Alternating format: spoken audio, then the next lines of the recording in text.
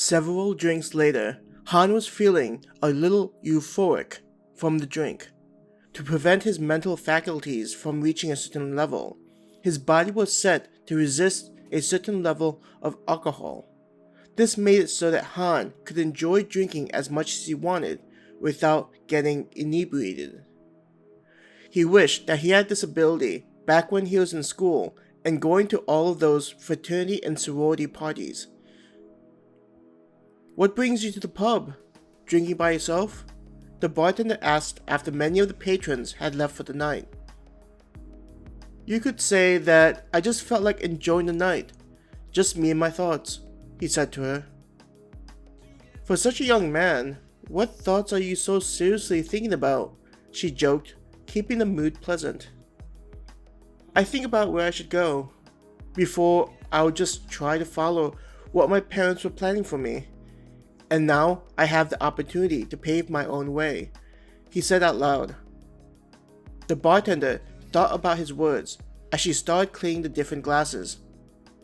"Sounds like you're in an optimum situation," she remarked. "Yeah, you could definitely say that," Han laughed, looking at the bartender. He had a thought. "What do you think about this world?" he casually asked her. "What do you mean?" she asked, looking a little confused by the sudden question. "What have your experiences been like day to day? Are there things you wish were different, or are you okay with how the world is like?" he followed up. Looking for how to respond to his questions, she took a moment to think about it.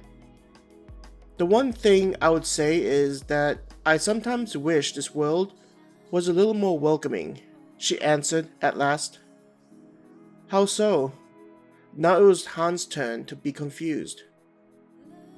"It feels like this world is set up so that everyone is always worried about what the future holds. Regardless of whether you're a commoner or noble, there lies a certain degree of anxiety, which contributes towards people acting selfishly. It would be nice if a situation where people could happily live with one another could appear." Her face looked happy, thinking about such a romantic idea. "That would definitely be a nice world to live in," he agreed. As he talked about various topics, the bartender had to close up the shop. Feeling a little like a gentleman, Han offered to help her close up her shop. All of her employees had already left for the night, so she was left with doing some of the final work before closing up the shop. Exiting the pub, the two of them stood in the dark.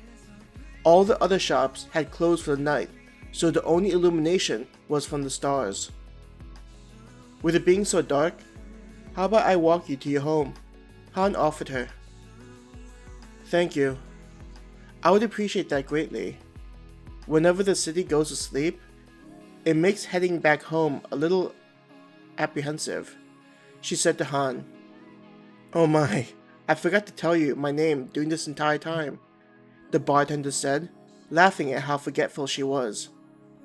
"My name is Hannah, and I am the owner of the Wandering Traveler." "Hello, Hannah. I am Han E, and you can call me E," he introduced himself. The two of them walked through the dark streets, with the occasional street light providing some relief from the dark. Their footsteps seemed to echo in the darkness.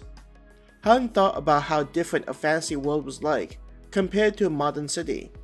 Where he lived, the city never seemed to sleep and had shops that were always open.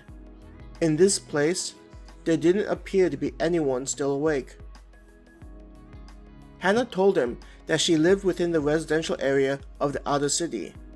Compared to the rest, the residential area seemed to look worn down in the dark.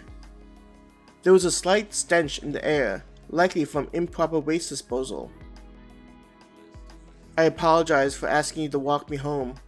Hannah sounded guilty once the smell started to become prevalent. "You do not need to apologize. What kind of person could I be, have a lady walk to her home alone and in the dark?" he told her cheerfully. "Seems like there are still gentlemen out in the world." Hannah laughed, sounding more relaxed. Her home was a small 2-story building with a stairway on the side leading to another door. I live on the upper half of this building, she explained to him. As she stepped on the stairway, getting ready to go up to her home, she turned around and said, Thank you for being a gentleman and walking me back to my home."